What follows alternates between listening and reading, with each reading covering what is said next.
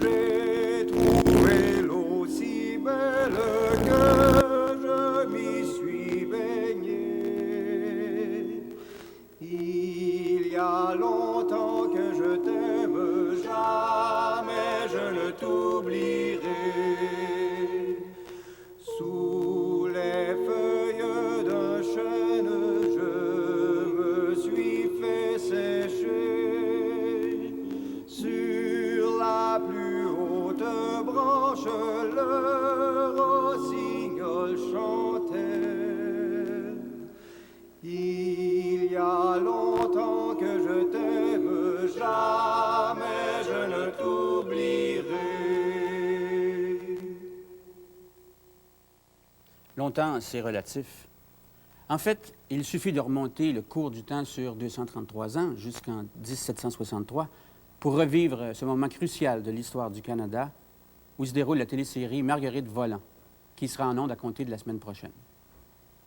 L'émission que nous vous présentons aujourd'hui n'est pas tout à fait un making-of. Nous allons tenter simplement de replacer Marguerite Volant, qui est une œuvre de pure fiction, dans son contexte historique. Voici les principaux personnages de cette série. Claude de Noailles, dit Volant, 46 ans, originaire de Nantes, capitaine de la Franche-Marine sous le régime français. Il est devenu seigneur par alliance en épousant la Canadienne Isabeau de Rouville, héritière de la seigneurie, qui a aujourd'hui 45 ans. Le couple a eu 4 enfants, dont l'aîné, Philippe, est mort lors de la bataille des Plaines en 1759, à l'âge de 22 ans. Éléonore, 25 ans, épouse de Vincent Léry, 27 ans, orphelin et fils du seigneur Léry de la Rive-Sud. Ils ont une fille, Marianne, âgée de 6 ans. Lambert, 22 ans, un grand rêveur, a étudié au Collège de Québec. Si Dieu le veut. Marguerite, 18 ans, la cadette pour qui l'an 1763 marquera le début d'une nouvelle vie. Le père Godefroy Volant, jésuite, frère aîné de Claude, a émigré au Canada il y a une vingtaine d'années.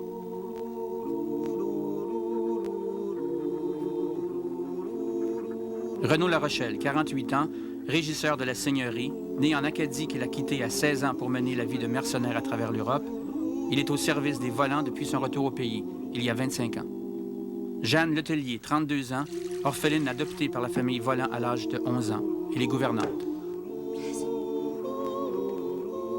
Blaise Melançon, 34 ans, homme à tout faire, vient d'être engagé par Renault. Eugénie Beaubassin, 50 ans, originaire de la Loire. Grâce à ses relations avec l'intendant Bigot, elle a su faire profiter son héritage. Elle a une résidence à Québec et son salon est des plus fréquentés. Antoine de Courval, 29 ans, veuf et sans enfant. Il trafique auprès des marchands et s'adonne au jeu. Capitaine James Chase, 26 ans, fils d'aristocrate de Londres. I'm now persuaded you are a dangerous man. Militaire en mission sous la gouverne de James Murray. Lieutenant Adam Kingsford, 40 ans, d'origine modeste, depuis peu sous les ordres de Chase. Laval Chevigny, 30 ans, ancien militaire devenu coureur des bois, il a des ambitions de rébellion, encouragé par la lutte du chef indien Pontiac.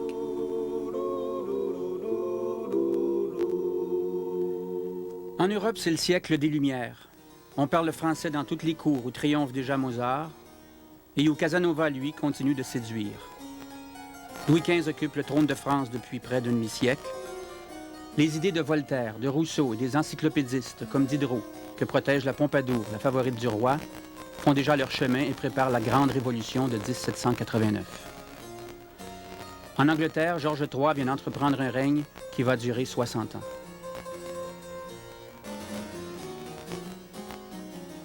Pendant ce temps, au hasard des guerres que se livrent les nations européennes, le visage de l'Amérique est remodelé. La Nouvelle-France, dont les frontières ont été plusieurs fois remaniées, sera bientôt rayée de la carte et passera à l'histoire.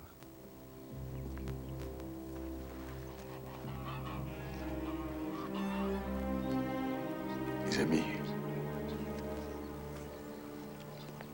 la Nouvelle-France a été cédée à l'Angleterre par traité.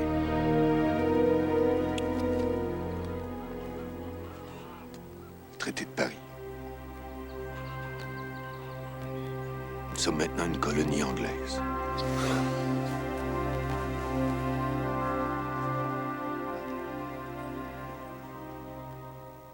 Dès la découverte de l'Amérique, plusieurs nations européennes, l'Espagne, le Portugal, la France, l'Angleterre, vont chercher à s'y tailler des empires. Et ces projets vont évidemment envenimer les conflits qui les opposaient déjà. Les Français ont vu, au départ, démesurément grand.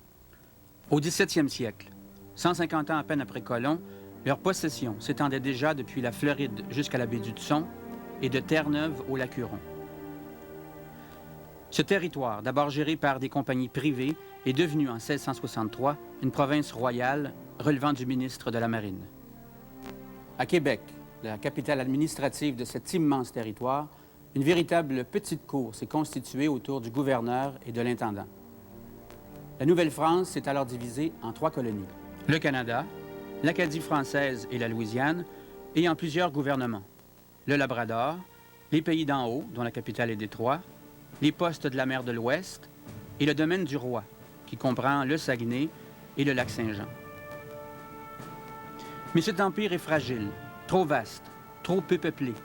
80 000 habitants à peine en 1760, alors que les colonies anglaises qui couvraient sur la côte est des États-Unis actuels un territoire beaucoup moins important, en comptaient déjà plus d'1 million. La Nouvelle-France reste un enjeu majeur de la guerre de 7 ans qui, depuis 1756, oppose la France et l'Angleterre.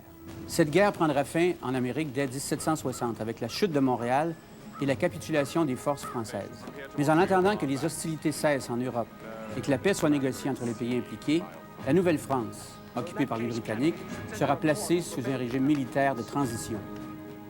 Le Canada est divisé en 3 districts: Québec, 35 000 habitants, Montréal, 28 000, et Trois-Rivières, à peine 6 000. Chacun de ces districts est confié à un gouverneur anglais. Send 4 men to guard the riverbank. By covering this sector here, we should have our outlaws. According to our witness, there are only 3. La guerre de 7 ans se termine en Europe par la signature du traité de Paris, le 10 février 1763. La France, grande perdante, cède la Louisiane à l'Espagne et à l'Angleterre, le Canada, les territoires à l'est du Mississippi, plusieurs des Antilles, le Sénégal et une partie importante de ses possessions en Inde. Elle recouvre, en compensation, Saint-Pierre-et-Miquelon, des comptoirs en Afrique et en Inde, la Martinique et la Guadeloupe. Et le lendemain, qu'est-ce que j'apprends? Que le roi a abandonné la Nouvelle-France pour le sucre et le rhum de la Guadeloupe. Une clause du traité de Paris accorde 18 mois à qui veut quitter le pays. Sa Majesté convient en outre que les sujets du roi de France en Canada auront jusqu'en septembre 1764 la permission de se retirer du pays où bon leur semblera, sans être gênés dans leur émigration, à moins de procès criminels ou de dettes. À part les militaires et les administrateurs qui sont rentrés en France au lendemain de la capitulation, très peu de Canadiens, à peine 300, se seraient prévalus de ce coûteux privilège. Crois-moi, en France, notre vie sera meilleure. Oui, mais le coup l'a traversé, Vincent. C'est presque tout l'héritage de tes parents qui passe. Il faut penser à l'avenir. La conquête a été un choc brutal à tout point de vue, culturel, social et bien sûr économique. La France doit alors à son ancienne colonie 90 millions de livres, une somme colossale que Louis XV décide de rabattre à 37 millions. Pour beaucoup, ça signifiera la faillite et la ruine.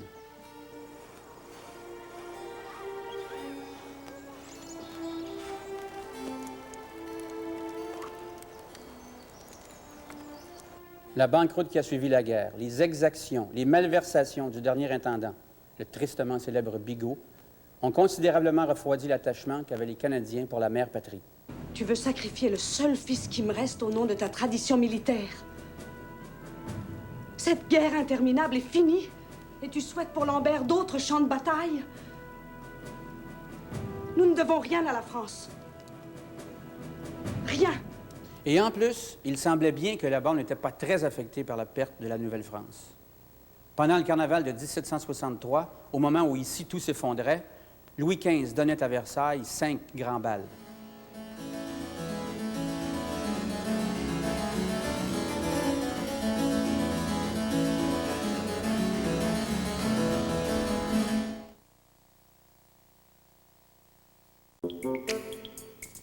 Je suis ravi qu'on l'ait fait.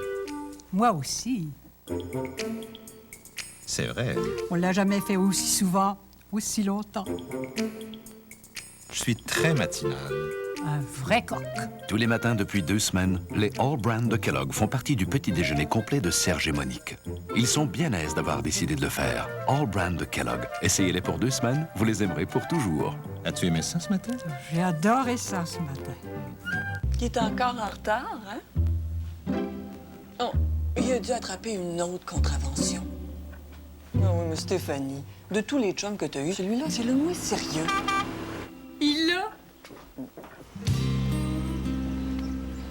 Saturne, lui. Voulez-vous l'essayer? Ben, en tout cas, de tous les chums que Stéphanie a eus, t'es le plus fin. On avait monté de la Louisiane à Montréal pour jouer au festival.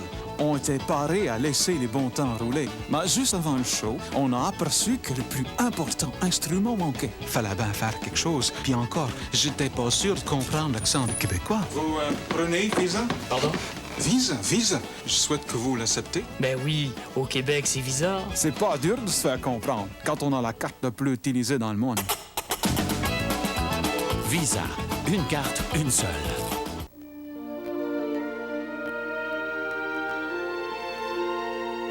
Ce n'est plus une question de téléphone, ni de télécopieur, ni d'Internet. C'est une question de liberté. Liberté d'être, d'avoir, de faire ce que vous voulez de votre vie.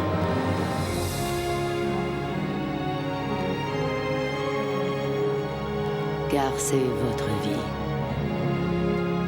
Et vous récolterez ce que vous aurez semé.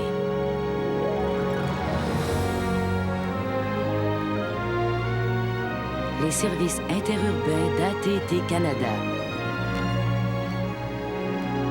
De nouveaux outils pour aller aussi loin que vous en aurez envie. AT&T Canada, votre univers sans frontières. Les premières années de cohabitation sont donc relativement calmes. En fait, le nouveau régime est souvent plus pénible pour le seigneur que pour les habitants. C'est vrai. Il y en a beaucoup qui sont pas fâchés du changement. Faut dire qu'avec Bigot, il nous a saignés comme des cochons, celui-là. C'est les nobles qui ont le plus à perdre avec le nouveau régime, pas les humbles et les petits. Beaucoup de gens se réjouissent du changement et se soumettent volontiers aux vainqueurs.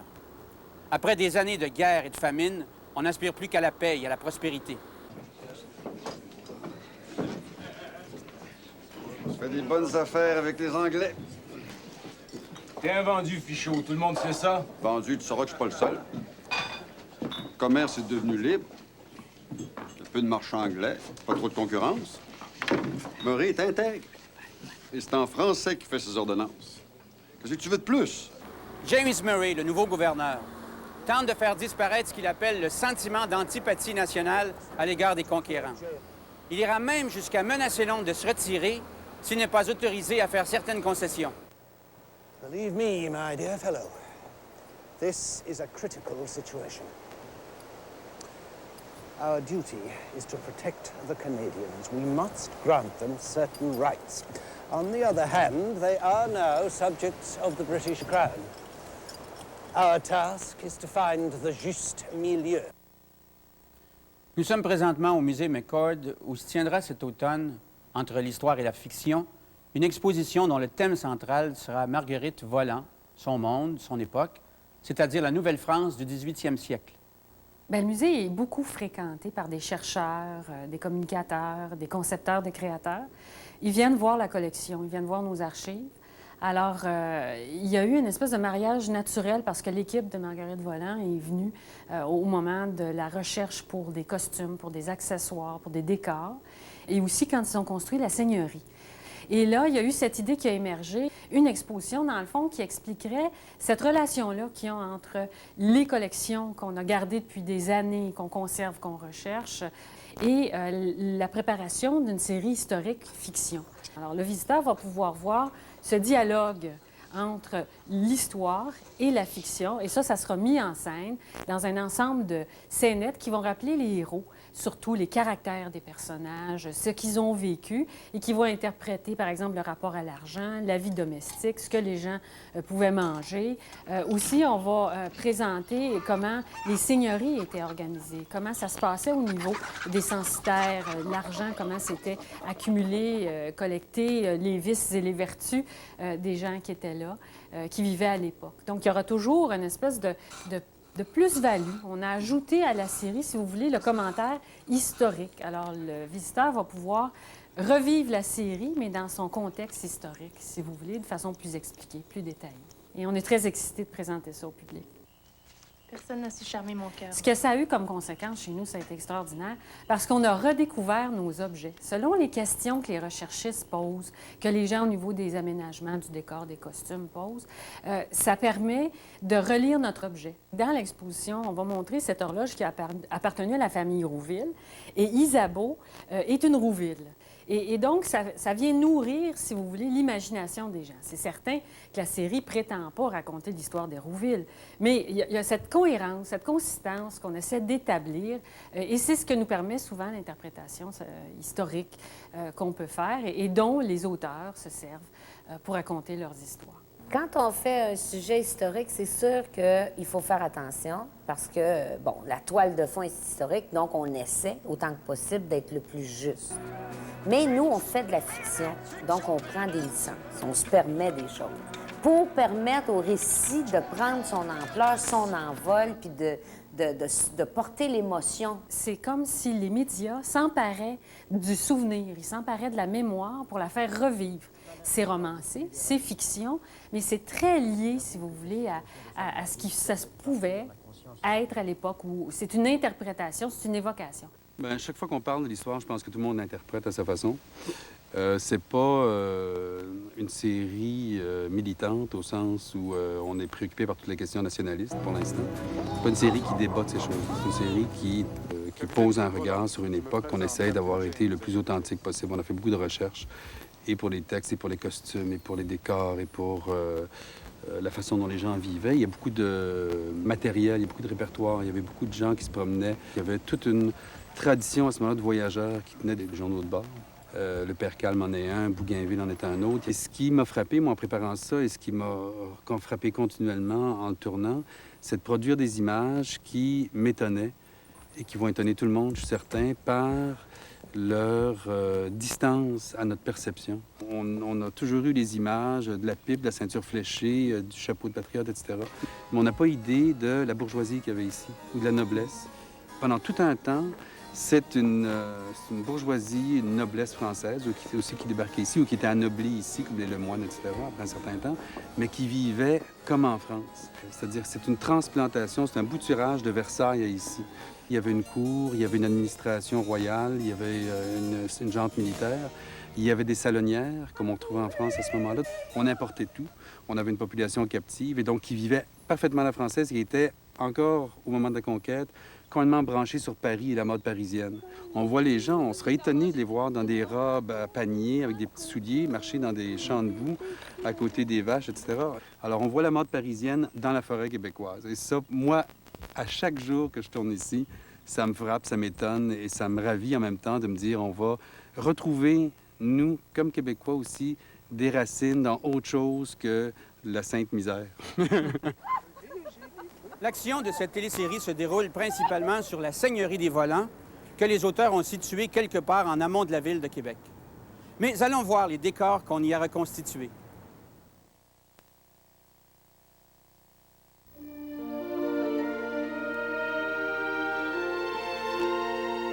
Ce n'est plus une question de téléphone, ni de télécopieur, ni d'Internet. C'est une question de liberté. Liberté d'être, d'avoir, de faire ce que vous voulez de votre vie.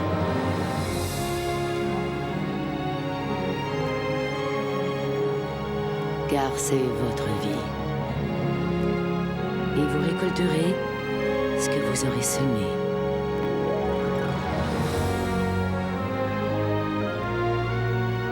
les services interurbains d'AT&T Canada. De nouveaux outils pour aller aussi loin que vous en aurez envie. AT&T Canada, votre univers sans frontières. Au beau dimanche, cette semaine, George Sand, Chopin et Musset se réincarnent dans l'opéra rock de Catherine Lara et Luc Plamondon.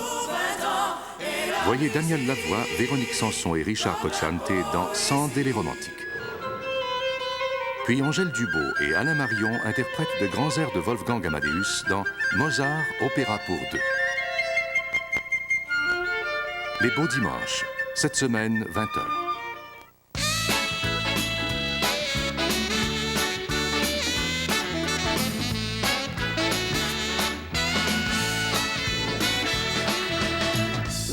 Prends la vie du bon côté. Prends le temps d'y goûter. Jusqu'au bout de l'horizon, rouler du côté du soleil. Oh, oh, oh.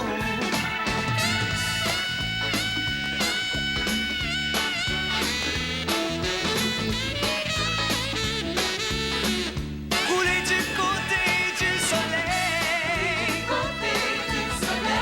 Jusqu'au bout de l'horizon. Voici la toute nouvelle Toyota Camry. Roulez du côté du soleil. Rouler du côté du soleil. Préparez-vous.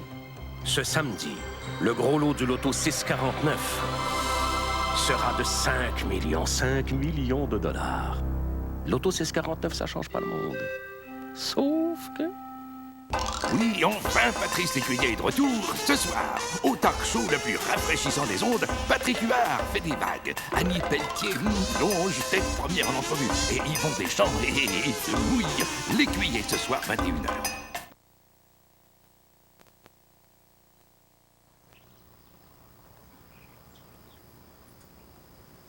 Je vous propose un voyage dans le temps, avec comme guide deux personnages qui ne figurent pas dans la série, mais qui ont réellement connu le Canada du 18e siècle. Le naturaliste suédois Père Kalm et Madame Bégon, qui appartenait à la bourgeoisie canadienne. Vous êtes ici sur le domaine du Sieur Volant. On peut voir le manoir de type normand, à 4 versants, un style très répandu dans toute la Nouvelle-France. Et autour, les principaux bâtiments, le moulin à vent, la chapelle, la forge. Plus loin derrière, autour de nous, les terres des censitaires.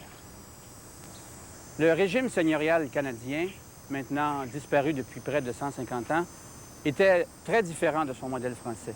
En fait, il s'agissait d'abord et avant tout d'un système de peuplement. Je vous invite tout de suite à rencontrer notre hôte. Professeur Kalm, je présume. Monsieur Germain, je vous attendais.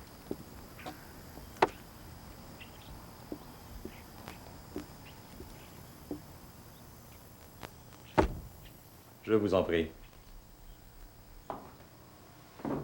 J'ai lu vos carnets, professeur, avec beaucoup d'intérêt. Je sais que vous connaissez très bien le 18e siècle canadien et j'aimerais que vous nous parliez du système seigneurial qui était alors en vigueur. En Nouvelle-France, le seigneur agit comme agent de peuplement, responsable devant le roi. Son obligation première est de développer le territoire en concédant des lots à des censitaires. Il doit le faire, sous peine de se voir retirer sa seigneurie. J'ai lu qu'à la fin du régime français, il y avait 180 seigneuries. C'est possible. Ce que je sais, c'est qu'au début du 18e siècle, il y en avait autour de 120. Parlez-moi maintenant des seigneurs. Qui étaient-ils? Près du quart étaient des communautés religieuses. Le reste était divisé entre nobles, militaires, marchands et fonctionnaires. Est-ce qu'il s'agissait de très vastes domaines? Habituellement, la seigneurie avait une superficie de 1 lieue par 3. Mais attention, cette terre n'appartenait pas au seigneur. Il se réservait un fief et il devait concéder le reste. Ce qui nous donne en moyenne pour une seigneurie quelques 75 km². Si vous voulez. Parlez-moi maintenant des devoirs qui incombaient au seigneur. Oui, comme nous l'avons mentionné précédemment, son obligation première est de concéder des terres en divisant sa seigneurie.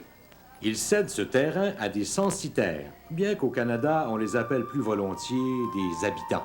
qui, en échange, lui paieront des redevances. Mais le premier devoir, c'est l'acte de foi et hommage à son souverain. C'est-à-dire?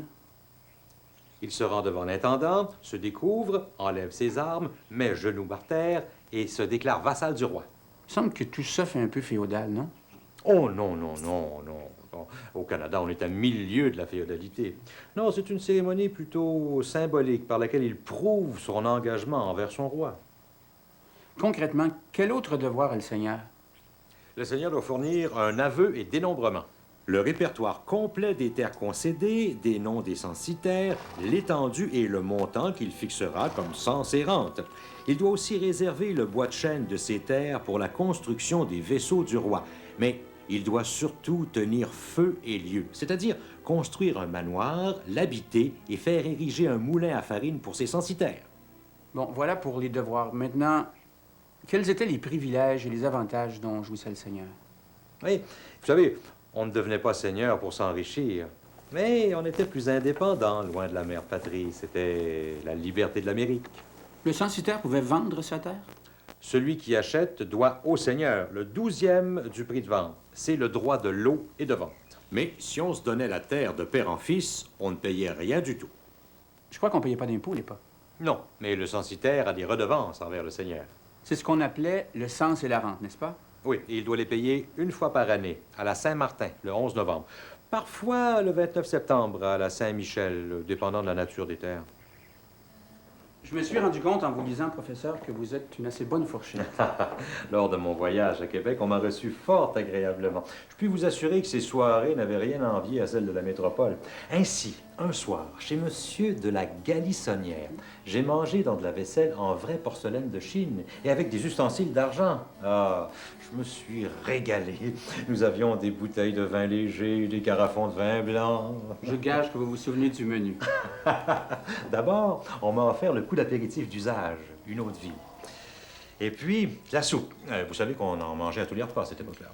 Le plat de résistance était le fameux pâté de Pâques, composé de dinde, poulet, perdrix, pigeons, rables et cuisses de lièvre, puis des pieds de cochon et un civet complétaient le menu.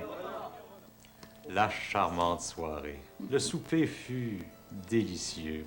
Les vins, exquis, le dessert, rare et élégant. Et je n'ai jamais su comment ils avaient pu se procurer ces pruneaux de Tours mi-cuits. Oh, quelle race de bons vivants. Nous mangeâmes comme si la fin du monde devait arriver.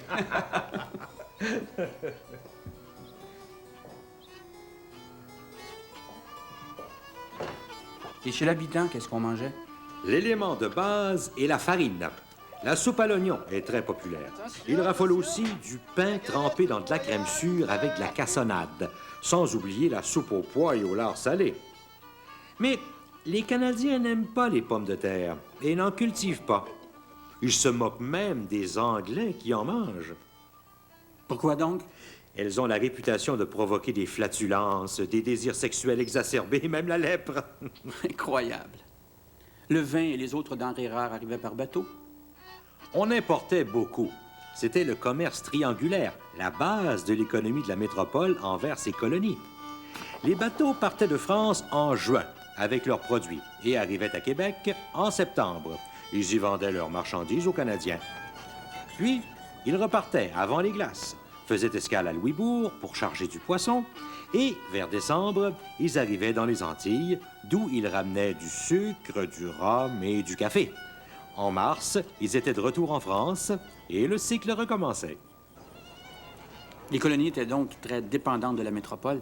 Ah oui, le commerce était strictement réglementé. Mais pourquoi limiter ainsi le développement des colonies? Mais pour en garder le contrôle, bien entendu. Pour la France, la colonisation devait surtout servir ses intérêts propres et non pas ceux du Canada.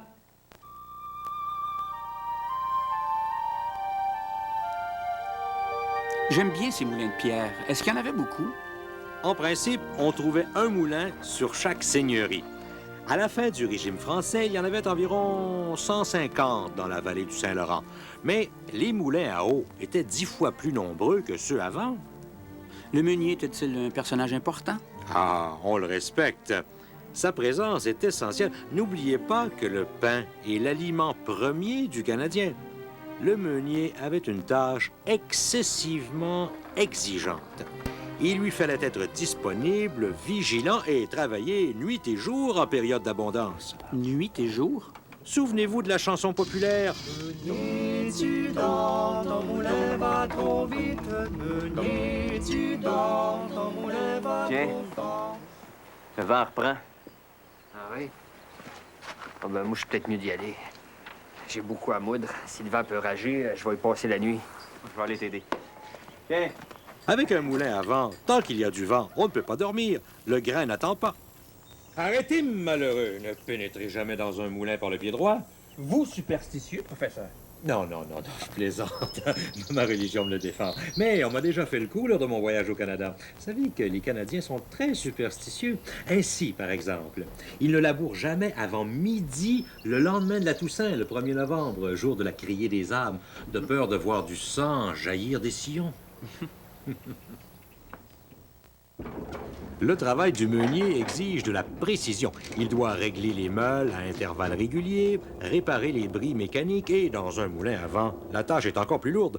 Il doit sans cesse garnir et dégarnir les ailes du moulin de ses toiles en lin.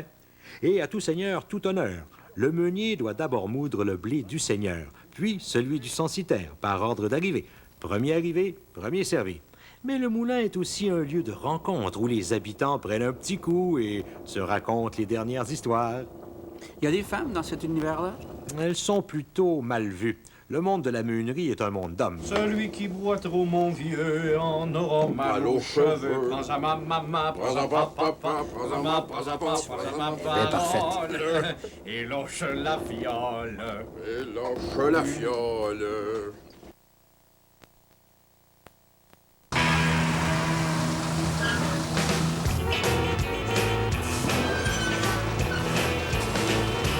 Il n'est pas surprenant que la cavalier soit dotée de freins anti-blocage aux 4 roues. Ce qui est surprenant, c'est qu'elle soit la seule de sa catégorie à les offrir de série.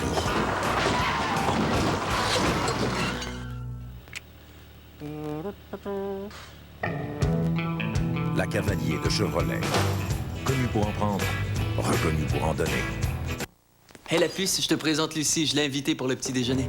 Salut, je peux en avoir un autre bol, Pierre? Sers-toi. Elle prend mes corn pops de Kellogg. Du calme. Oh, désolée. Désolée? Elle a tout mangé mes corn pops au bon petit goût de maïs soufflé et tout ce que Madame la blonde de mon frère qui se croit tout permis trouve à dire, c'est désolée. Qu'est-ce que je ferais bien? Pierre, dis donc, c'est Micheline qui raffole des corn pops, c'est ça, oui? Micheline Carrier? Comment elle sait ça, elle? Les céréales Corn Pops de Kellogg, un élément important d'un petit déjeuner complet. Y a rien comme mes corn pops. On avait monté de la Louisiane à Montréal pour jouer au festival. On était parés à laisser les bons temps rouler. Mais juste avant le show, on a aperçu que le plus important instrument manquait. Fallait bien faire quelque chose. Puis encore, j'étais pas sûr de comprendre l'accent des Québécois. Vous prenez Visa? Pardon? Visa. Je souhaite que vous l'acceptez. Ben oui, au Québec, c'est Visa. C'est pas dur de se faire comprendre quand on a la carte la plus utilisée dans le monde. Visa. Une carte, une seule.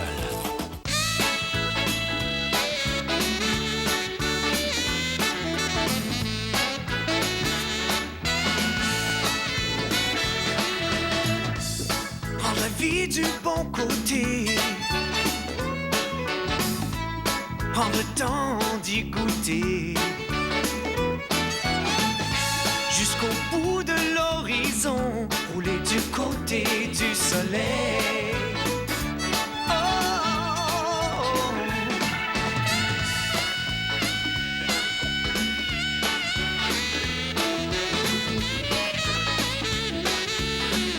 Rouler du côté du soleil.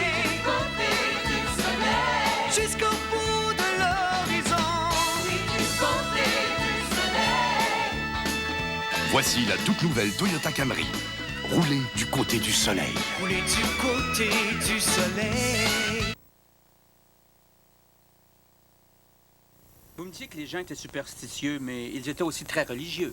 Ah oui, mais parfois d'une bien drôle de façon. Par exemple, ne pas prendre de boisson les jours de service divin, ne pas manger de viande pendant le carême. Les plus riches, eux, mangent du castor, en prétextant que l'animal vit dans l'eau. que c'est comme du poisson. La religion réglementait plusieurs usages. Vous n'avez pas idée. Ce matin, mon chapelet est tombé de son crochet. C'est mauvais, ça. C'est mauvais. Oh, toi et tes superstitions de bonne femme. Figurez-vous qu'il y a 72 fêtes chômées et 150 jours de jeûne par année, à respecter sous peine de payer une amende, ou pire, d'être condamné au poteau public. Et pour les mariages, la liste des interdits est remarquable. On ne se marie pas pendant le carême, ni de l'Avent jusqu'à l'Épiphanie, jamais le samedi, ni le vendredi, et le jeudi est réputé néfaste.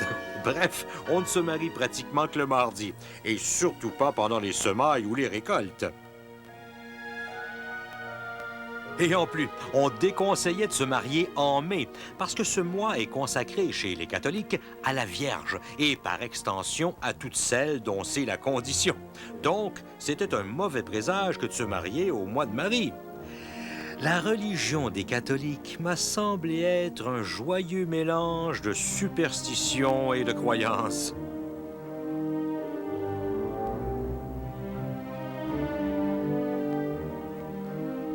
J'ai lu quelque part dans vos carnets que la chapelle était, plus encore que le moulin, un lieu de rencontre important. Ah oui, c'est sur le parvis, à l'issue de la messe du dimanche, que le crieur annonce les nouvelles lois, les ventes par autorité de justice, les corvées de chemin. La criée, c'est la gazette officielle du temps, d'autant plus que la majorité de la population ne sait ni lire ni écrire. Une note qui vient d'arriver de Québec. C'est pour... C'est pour vous, Madame Marguerite. Peux-tu l'ouvrir? Professeur Calme, vous écrivez aussi que le Canadien aime bien les chevaux. Ah, le Canadien a la passion du cheval, et il s'en sert pour tout. Les labours, le herçage, la récolte, et pour la moindre sortie. Et qui dit chevaux, dit forgeron. Ah oui, mais le forgeron occupe aussi bien souvent les fonctions de charron, de maréchal ferrant et de ferblantier. Il fabrique des outils, fait fondre des balles. Il s'occupe aussi des voitures. En hiver, il répare leurs patins. Au printemps, son enclume résonne du matin au soir. Il cercle les roues des voitures pour les remettre en état. Il remplace les fers des chevaux. Un bon forgeron peut ferrer jusqu'à 15 chevaux par jour. Une seigneurie peut fournir assez de travail pour qu'on y tienne une forge. Sur les plus grosses, oui, quoique la forge peut desservir plusieurs seigneuries. Mais le forgeron est souvent un artisan ambulant. Il se déplace de paroisse en paroisse selon les besoins. Habituellement, il a son commerce dans les bourgs, où il est établi avec d'autres artisans, comme les charpentiers et les menuisiers. Il y a beaucoup de villes, de bourgs à cette époque? Très peu.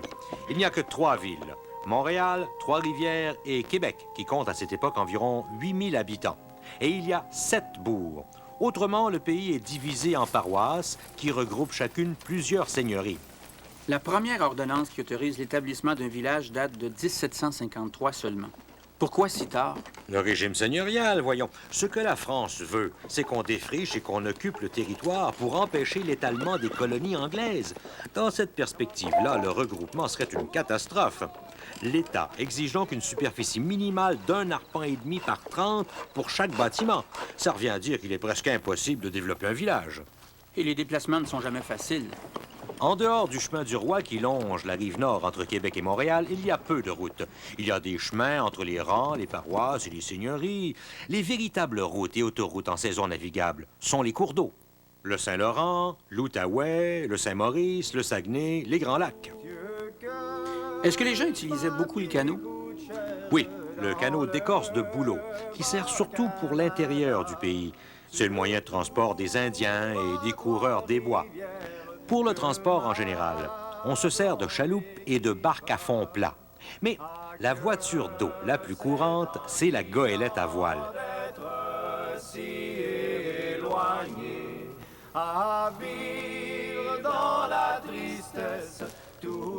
Professeur Calme, je dois maintenant vous quitter. J'ai rendez-vous avec Mme Bégon. Je vous remercie infiniment de m'avoir accordé cet entretien. Ah, mais tout le plaisir a été pour moi. Ce fut une joie de revenir en Canada. Il est heureux, cher fils, pour tous ceux qui se livrent à la danse, qu'ils aient 2 jours à se reposer, car je crois qu'ils en mourraient. Ils sont sortis ce matin du bal à 6 heures. Je ne doute point qu'une partie de tout cela ne fasse point de Pâques, et surtout ceux qui iront à la comédie qui doit se jouer les 3 derniers jours gras. Toutes les dames et les demoiselles de la ville y étaient priées. Et même Madame Duvivier, qui a dansé jusqu'à ce matin. Marie-Élisabeth Roquebert de la Morandière, dite Madame Bégon. Chère Madame, je suis ravi. Asseyez-vous. J'étais justement en train de lire cette correspondance que vous avez entretenue avec votre gendre que vous appeliez si affectueusement mon cher fils. Mais cela me faisait plaisir de tenir cette chronique pour mon cher Michel, qui restait loin de moi, en Louisiane. On a l'impression, en vous lisant, que la vie au Canada était à cette époque une succession de fêtes, de bals et de soupers. Pour une certaine période de l'année, oui. Surtout avant le carême. Une chose qui m'a frappé aussi, c'est à quel point la noblesse canadienne était restée française par ses usages, ses habitudes, sa façon de vivre. Ah oui, comme par exemple, les Canadiennes étaient très chatouilleuses sur le chapitre de la mode. Elles voulaient toujours suivre la dernière en vogue à Paris. Mais comme le Canada en est très éloigné, il arrivait souvent que l'on reçoive cette mode l'année d'après, au moment où à Paris, elle était déjà vieille et délaissée. Ah, parce que les Canadiennes étaient coquettes. Ah, mais les Canadiens aussi. La coutume veut ici qu'on ait des habits du dimanche et des habits de la semaine. Mais les jours de réception, les dames du Canada sont habillées avec tant de magnificence qu'on pourrait croire que leurs parents sont revêtus des plus hautes dignités de l'État. Et les talons de leurs souliers sont si hauts et si étroits qu'on s'étonne qu'elles puissent marcher à l'aise. Vous faites de ces demoiselles de la haute un portrait qui me semble un peu sévère, non? Que voulez-vous? Ces coquettes m'exaspèrent parfois. Elles sont si frivoles. Elles portent un intérêt inestimable à leur coiffure. Ces jeunes demoiselles de Québec, surtout celles de haut rang, elles se lèvent à 7 heures du matin, s'occupent de leur toilette jusqu'à 9 heures en prenant leur café, et leur toilette aussitôt terminée, elles se placent près d'une fenêtre qui ouvre sur la rue, et là se tiennent à quelques travaux d'aiguille, juste pour se montrer. Vous voyez une différence entre la québécoise et la montréalaise? Oh, les dames de Québec sont avantagées sur bien des points. Les navires d'Europe arrivent à Québec. Elles ont donc le premier choix pour les tissus, les colifichets. Elles ont aussi l'avantage de pouvoir causer très souvent avec des gens appartenant à la noblesse et qui viennent chaque année à bord des vaisseaux du roi. Oh, la québécoise est une vraie dame française, par l'éducation et les manières. Mais ces jeunes dames de Québec, surtout celles qui n'ont pas de mari, mènent une vie bien oisive et très frivole.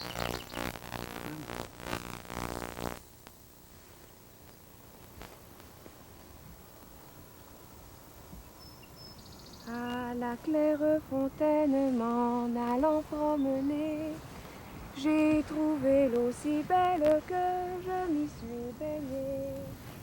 Il y a longtemps que je t'aime, dame, je ne t'oublie. L'ourlet des jupes, des robes des femmes était presque toujours sale parce que c'était toujours par terre et tout ça.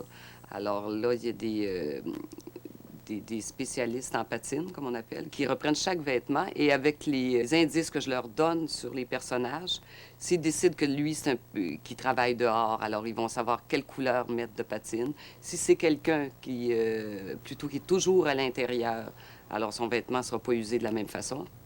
Et pour les femmes de la noblesse et tout ça, c'était des robes, ce qu'ils appelaient les robes à la française. Alors, c'est assez élaboré. Pour les hommes, c'était très beau, cette époque-là, parce que c'est romantique un peu et tout. Et il y a moins de dentelles et de fiortures qu'il y avait juste un peu avant, durant la Régence. Et curieusement, pour les paysans de la Nouvelle-France, ça ressemblait beaucoup, beaucoup aux paysans de la France. Alors, c'était plus simple, sauf les jours de fête.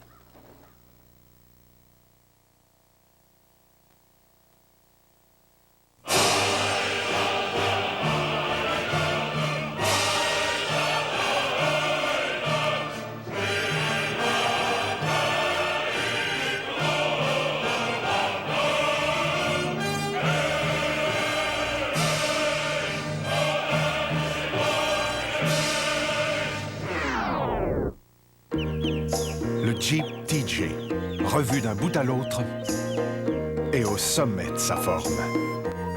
Je regarde mon album de famille et je m'interroge, d'où viens-je? Il y a les coupons La Joie, dont je tiens mon côté sérieux et nutritif, publié entier à 100%. Mais il y a aussi les Ambomini, desquels j'hérite mon côté amusant au givrage sucré. Qui suis-je? Monsieur Mini-Wheats, vous tenez des deux familles. Ah oui? Avec vos céréales Mini-Wheats de Kellogg, vous offrez le meilleur des deux mondes. Alors j'aurai aussi mon album avec mes deux bons côtés. Je serai le meilleur, je passerai à l'histoire.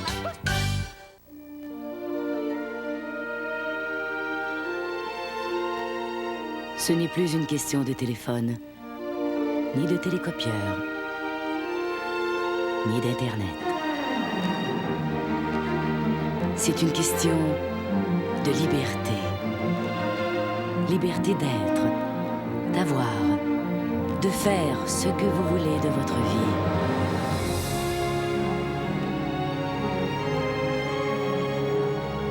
Car c'est votre vie. Et vous récolterez ce que vous aurez semé.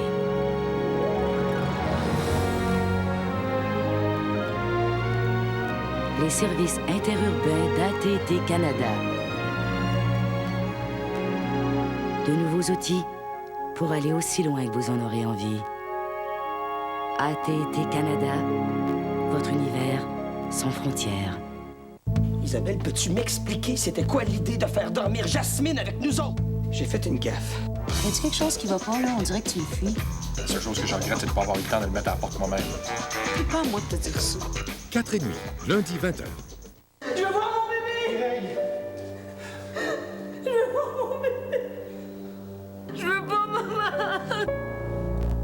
Une nouvelle vie est déjà un nuage de mauvais augure. Sous un ciel variable, mercredi 20h. Mon petit Gémeaux par-ci. C'est qui, vous? L'animateur des Gémeaux. Mon beau Gémeaux par-là. Je me sens amoureux. Tu m'accompagnes au gala? Salut, c'est Normand. Je me demandais... Tu calmes, il y a de la place pour tout le monde. Un beau sourire, tout le monde. À quoi ça ressemble, le pôle sud? Ça ressemble à du monde qui vont au gala. Le gala des prix Gémeaux, le 29 septembre. C'était quoi la difficulté? On en reparlera après le gala, OK?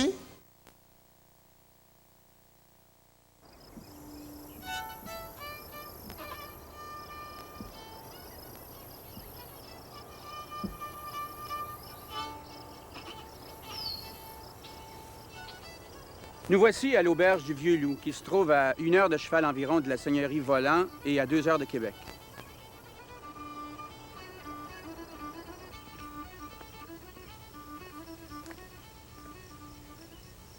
C'est ici que, sur leur route, s'arrêteront plusieurs des personnages de la série.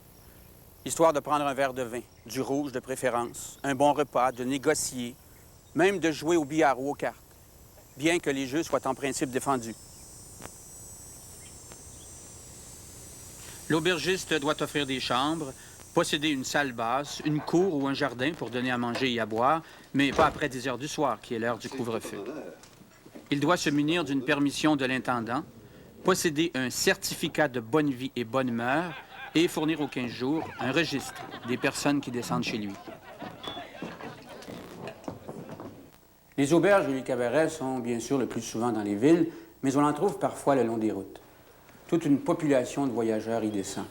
Des militaires, des gens de métier, des fonctionnaires, des marchands forains, et bien sûr des coureurs des bois et des voyageurs qui sont en instance de départ pour les Grands Lacs ou pour les postes de l'Ouest. Pour des séjours plus prolongés, on peut parfois trouver à se loger soit chez le curé, soit chez l'habitant, mais l'auberge reste un lieu de rencontre essentiel, ne serait-ce que parce qu'on y discute de politique et bien sûr du changement de régime. Alors, nous sommes ici au poste de traite. La traite des fourrures, celle du castor principalement, a été la pierre d'assise de toute l'économie sous le régime français. Le poste de traite est un lieu d'échange et de troc. Beaucoup de gens y passent. Ceux qui font la traite, qu'on appelle des voyageurs lorsqu'ils sont munis d'un permis, ou les coureurs des bois, qui, eux, sont souvent considérés hors la loi. Ils partent à l'automne avec une équipe plus ou moins nombreuse. Le but de leur voyage, c'est la rencontre avec les Indiens, leurs partenaires et alliés. Là, quoi que tu voulais voir?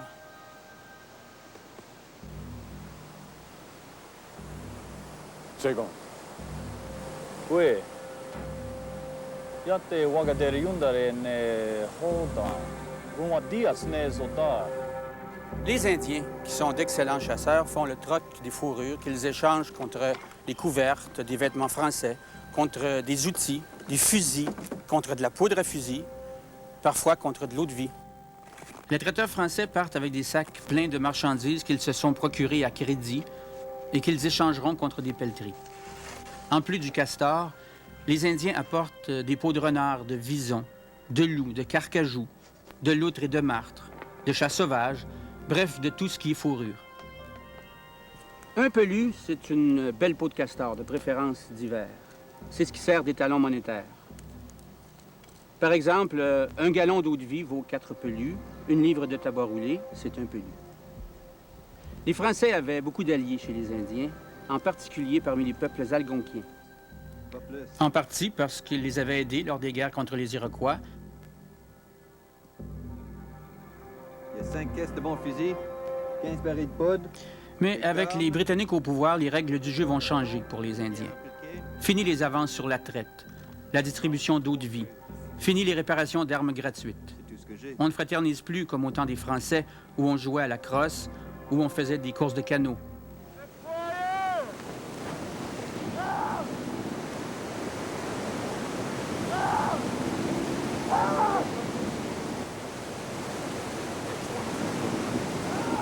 On tourne dans des conditions difficiles. J'ai réduit l'équipe par rapport au plateau habituel au maximum, compte tenu de la grosseur du truc de l'époque, des coiffures, des costumes. On est quand même 60, ce qui paraît peut-être beaucoup si on le lance comme ça en l'air.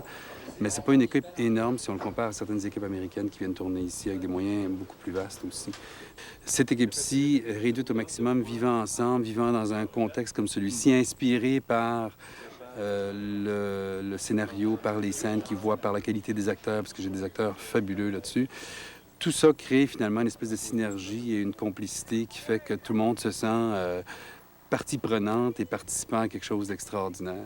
La fiction, il y a quelque chose de fabuleux, c'est de faire rêver. On raconte une histoire.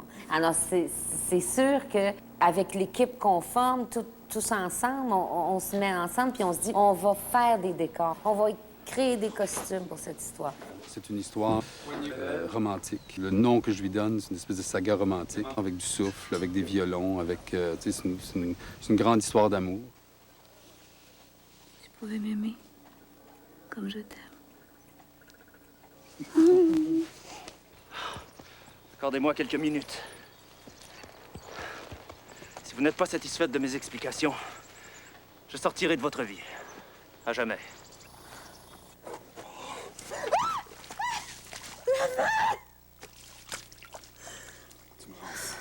Marguerite Volant, c'est une histoire autour d'une héroïne, d'un personnage central. Donc, à qui il va arriver énormément de choses, entre autres, de grandir, de passer d'une jeune fille un peu insouciante et qui va traverser des étapes difficiles dans sa vie, des conflits, des obstacles, puis elle va grandir, elle va devenir une femme. J'irai pas mentir pour sauver ma vie. Oui, tu es devenue folle. Tu peux pas te résigner. T'es une volante. T'es tout ce qui me reste. J'arrête pas de penser à notre père. Autour de Marguerite, il y a plein de gens aussi qui évoluent. C'est les sentiments de la famille, c'est les relations frères-sœurs, c'est les relations père-mère, c'est les relations d'amour, les premiers amours de Marguerite.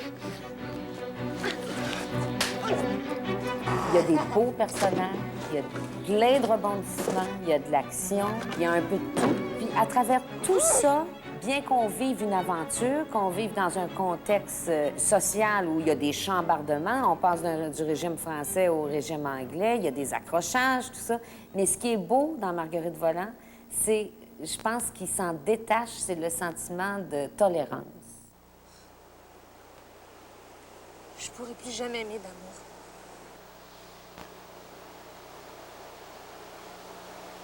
La vie t'apprendra peut-être qu'il y a plusieurs façons d'aimer.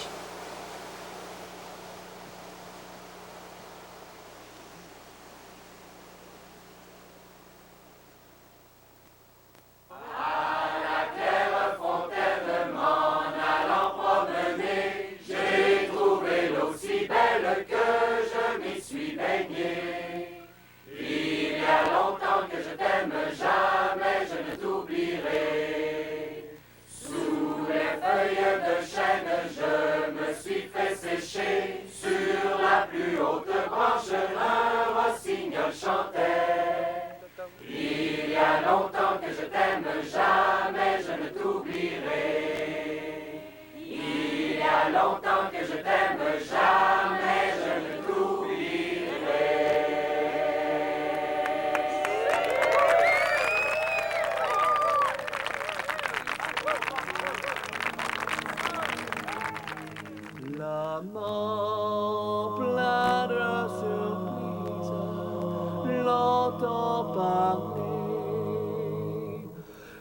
Ici Jean-François Lépine. Ce soir au point 22h25, scandale à la base militaire de Valcartier, des officiers accusés d'avoir fabriqué de fausses factures.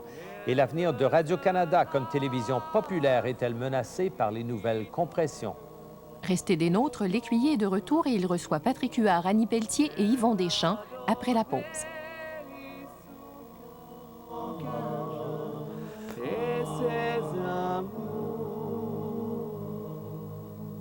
Je te salue la mer, salut à toi, ton petit cœur engage, garde-le-moi, je suis parti pour un voyage dans les longs cours, je te donnerai de mes nouvelles.